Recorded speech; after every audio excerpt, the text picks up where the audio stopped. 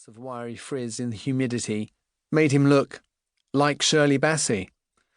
George's sister Mel, a stylist, was then flown halfway around the world from London to Miami, where the filming was taking place, to sculpt George's hair just the way he liked it. The bill for her flight and handiwork was reported to have been more than £10,000. But I'd also waited for George as he worked through his frequent moments of musical inspiration. In the studio, a place where he toiled with an exacting attention to detail, or at home, when he would suddenly disappear for hours on end after being struck by some melodic cue or vocal hook. Often it proved to be yet another spark of genius, the most memorable snapshot of this process having taken place in February 1984, as we relaxed one Sunday afternoon in his parents' living room. The big match was on telly, but George's mind was very much on something other than football. "I've got to go," he said, jumping off the sofa and vanishing upstairs for over an hour. When George returned, he was grinning proudly. "Bloody hell, Andy," he said. "Come upstairs, you've got to hear this."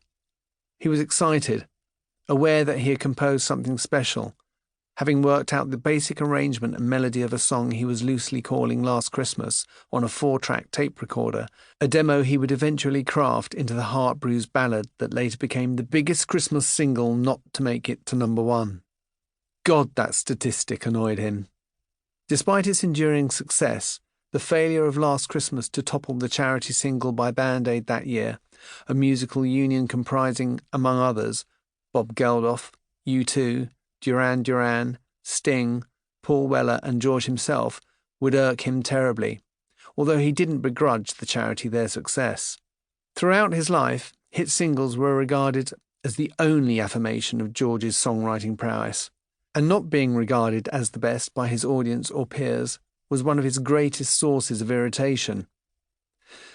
But as we sat in his bedroom that day, the same place where we'd once analysed the top 40 chart rundown after school as teenagers, I listened to a basic track that had been recorded on his synthesizer, its instantly memorable chorus hummed over the top, and beamed.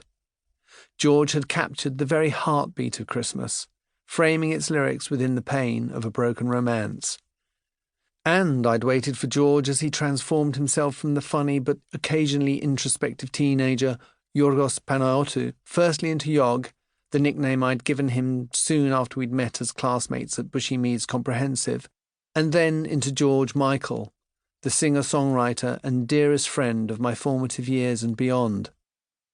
As we embarked on an intense and unpredictable journey into the limelight, our bond strengthened further.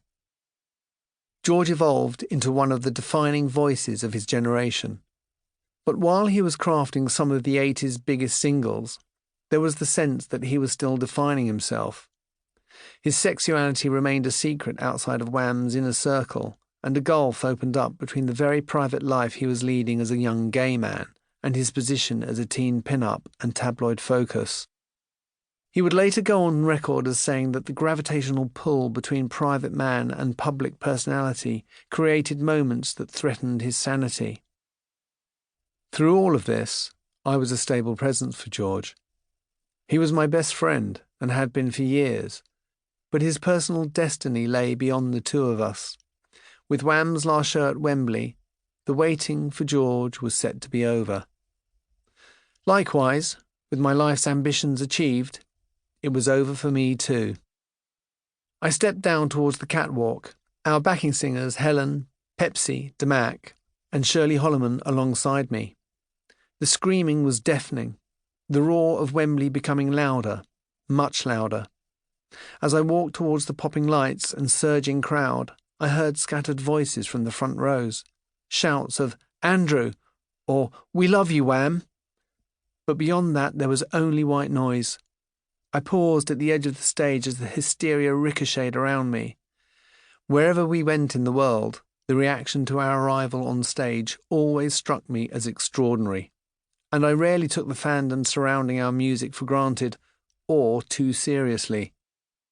The screaming girls, the autograph hunters and the paparazzi, all of it was hyper-real and strange. As a result, everything we did was played for laughs. George and I knew it was